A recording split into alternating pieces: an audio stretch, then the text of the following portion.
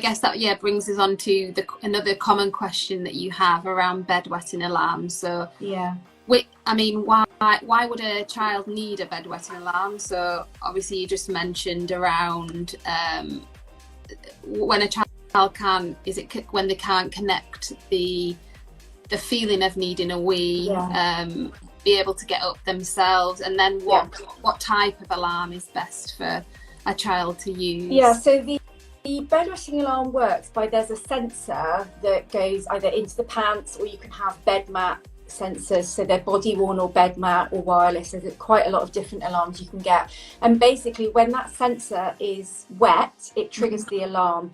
So to start with, you'd probably find that the child will have fully emptied their bladder by the time the alarm's gone off and they're awake, but that's normal. Over time, what will happen is the brain will gradually associate that emptying of the bladder with the alarm and the waking up. So it will train the brain to wake up. So you would gradually see, maybe they might start weeing and then stop when the alarm goes off. There are guides, we do have guides for using alarms, because you really need to keep a diary when you use it, because the progress might be tiny, but it will be progress. So as I said, there's lots of different alarms. We have a guide to choosing a bedwetting alarm on our shop page. And I think that what's really important is to think about what works for your child. So you can get alarms that have vibration settings, that have flashing lights, that have you can have them that have 1 sound or 8 sounds.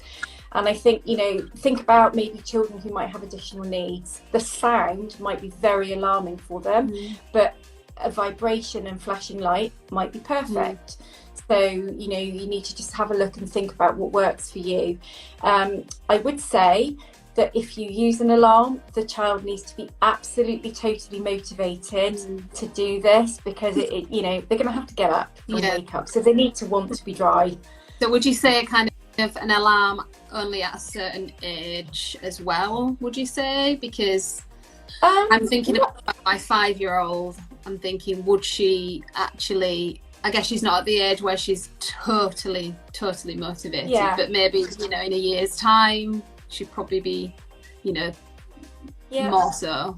Yeah, and it might be actually that if you try it and they're not very motivated, just leave it for a while and then start again, because it really has to be, you have to really show them the alarm first of all, show them the sounds, explain to them what you want them to do when the alarm goes off. Do you want them to go to the toilet? Do you want them to change their pajamas?